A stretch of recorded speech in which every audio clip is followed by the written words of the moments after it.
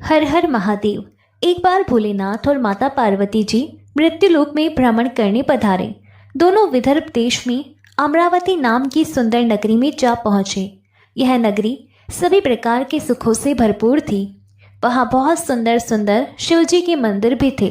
भगवान शंकर देवी पार्वती जी के साथ उन्हीं में से एक मंदिर में निवास करने लगे। एक दिन माता पार्वती ने भोलेनाथ के साथ चौसर खेलने की इच्छा प्रकट की। भगवान शिव ने उनकी बात सुन ली और वे दोनों चौसर खेलने लगे। तभी मंदिर का पुजारी पूजा करने आया। माता पार्वती ने पुजारी से पूछा, पुजारी जी बताओ हम में से कौन जीतेगा। पुजारी जी ने कहा, महादेव ही जीतेंगे। थोड़ी ही देर बाद खेल समाप्त हुआ तो विजय देवी पार्वती जी की हुई। माता पार्वती जी ने पुजारी से पूछा, बताओ पुजारी जी हम में से विजय किसकी हुई। तब पुजारी जी ने महादेव को ही विजय होने की बात बताई। यह सुनकर देवी पार्वती जी को पुजारी जी पर क्रोध आया और उन्हें कोढ़ी होने का श्राप दे दिया। कोढ़ से ग्रस्त पुजारी बहुत दुखी रहने लगे। एक दिन देवलोक की अप्सरा भगवान शिव की पूजा करने के लिए उस शिव मंदिर में आई। पुजारी जी की कोढ़ की अवस्था देखकर दया भाव से पूछताछ करने लगी। तब पुजारी जी ने सारी बात अप्सरा को बता दी। उनमें से एक अप्सरा बोली, आप सभी व्रतों में श्रेष्ठ 16 सोमवार के व्रत करो। इससे शिवजी प्रसन्न होंगे और वे तुम्हारे कष्ट अवश्य दूर करेंगे। पुजारी जी ने इस व्रत की विधि पूछी। तब अप्सराओं ने बताया, सोमवार के दिन व्रत रखो, स्वच्छ वस्त्र धारण करो, संध्या और उपासना के बाद आधा किलो गेहूं का आटा लेकर इसके 3 भाग करो। घी, गुड़, दीप, नैवेद्य, पूंगी फल, बेलपत्र, जनेऊ जोड़ा, चंदन, अक्षत और पुष्प आदि से प्रदोष काल में भगवान शंकर का पूजन करो।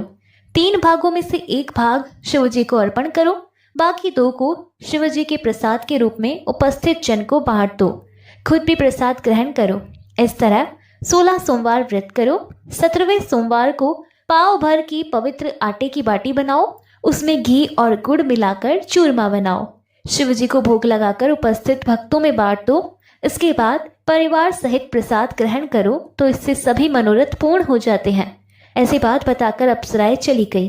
पुजारी जी ने अप्सराओं की बताई विधि अनुसार 16 सोमवार के व्रत किए, जिसके पुण्य प्रताप से भगवान शिव की कृपा और माता पार्वती की दया से पुजारी जी कोढ़ मुक्त हो गए और आनंद से रहने लगे। कुछ समय के बाद भगवान शिव और देवी पार्वती जी वापस उसी मंदिर में आए। देवी पार्वती ने पुजारी जी को निरोगी देखकर कारण पूछा तो पुजारी जी ने 16 सोमवार व्रत की महिमा बताई। पार्वती जी खुद भी 16 सोमवार व्रत रखने के लिए तैयार हो गई और इस व्रत को करने से उनके रूठे हुए पुत्र कार्तिकेय जी देवी पार्वती जी के आज्ञाकारी हो गए। कार्तिकेय जी ने जब माता से पूछा कि माता आपने ऐसा क्या किया जिससे मेरा हृदय परिवर्तन हो गया, तब देवी पार्वती ने 16 सोमवार की कथा उन्हें सुना दी। कार्तिकेय जी ने अपने विशेष मित्र से जो कहीं खो गया था उससे मिलने की कामना में 16 सोमवार के व्रत किए तो उनका खोया हुआ मित्र उन्हें जल्दी मिल गया। मित्र ने इस आकस्मिक मिलन का कारण पूछा तो कार्तिकेय जी ने उसे 16 सोमवार का व्रत करना बताया। मित्र ने व्रत की विधि विधान पूछा और स्वयं के विवाह की मनोकामना से 16 सोमवार के व्रत धारण किए। इसके बाद कार्तिकेय जी का मित्र एक स्वयंवर सभा में गया तो वहां की राजकुमारी ने आकर्षित होकर उसके गले में वरमाला डाल दी और उसे अपना पति स्वीकार कर लिया। तब राजा ने बहुत सारा धन और सामान देकर उसको भेजा। अब वे दोनों सुख से रहने लगे। जब 16 सोमवार के व्रत का उसकी पत्नी को पता लगा तो उसने पुत्र प्राप्ति की कामना से 16 सोमवार के व्रत किए। उसके कुछ समय बाद एक अति सुंदर, सुशील और बुद्धिमान पुत्र प्राप्त हुआ। जब वह बड़ा हुआ तो उसने अपनी माँ से 16 सोमवार के व्रत की गाथा सुनी। तब उसने भी राज्याधिकार प्राप्त करने के लिए 16 सोमवार के व्रत शुरू कर दिए। एक राजा को अपनी कन्या के लिए योग्य पुरुष की खोज थी। राजा ने अपनी कन्या का विवाह उस सर्वगुण संपन्न पुरुष से कर दिया। राजा की कोई पुत्र नहीं था तो उसने अपने दामाद की योग्यता देखकर उसे राजा बना दिया। राजा बनने के बाद भी वह 16 सोमवार के व्रत करता। 17वां सोमवार आने पर उसने अपनी पत्नी से शिवजी की पूजा के लिए मंदिर चलने को कहा तो उसने दासियों से कहकर पूजा की सामग्री तो भिजवा दी, लेकिन खुद नहीं गई। इधर राजा ने शिवजी की पूजा समाप्त की तो आकाशवाणी हुई, हे राजा अपनी रानी को राजमहल से निकाल दो, नहीं तो सर्वनाश हो जाएगा। राज दरबार में आकर सभासदों से विचार विमर्श किया और सर्वनाश के भय से रानी को राजमहल से निकाल दिया गया। अपने दुर्भाग्य को कोसती हुई रानी नगर से बाहर चली गई। दुखी मन से चलते हुए वह एक गांव में जा पहुंची। वहां पर एक बूढ़ी माई थी जो सूत बेचा करती थी। बूढ़ी माई ने दया करके रानी को अपने साथ सूत बेचने के लिए रख दिया। जब से रानी को साथ रखा, बूढ़ी माई का तो सूत बिकना ही बंद हो गया। बूढ़ी माई ने रानी से वहां से जाने को कह दिया। अब रानी एक तेली के यहाँ काम मांगने गई। उसी समय तेली के मटके चटक गए, सारा तेल बह गया। तेली ने भी उसे वहां से भगा दिया। दुखी होकर रानी एक नदी के पास गई तो नदी का सारा पानी सूख गया। वह एक पेड़ के नीचे बैठी तो पेड़ के सारे पत्ते सूख कर गिर गए। आसपास के लोगों ने जब यह सब कुछ देखा तो उसे पकड़कर मंदिर के पुजारी गोसाई जी के पास ले गए। गोसाई जी देखते ही जान गए कि यह कोई विधि की मारी कुलीन स्त्री है। गोसाई जी ने रानी से कहा कि वह उनके आश्रम में उनकी पुत्री की तरह रह सकती है। अब रानी आश्रम में रहने लगी। रानी भोजन बनाती थी तो उसमें कीड़े पड़ जाते थे। पानी भरकर लाती तो वह गंदा हो जाता था। अब तो गोसाई जी ने एक दिन दुखी होकर उससे पूछा कि बेटी, तुम्हारी ये दशा कैसे हुई? यह किस देवता का कोप है?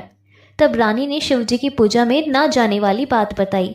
गोसाई जी को बताई तो गोसाई जी बोले, पुत्री, तुम 16 सोमवार के व्रत करो, इससे तुम अपने सभी कष्टों से मुक्ति पा सकती हो।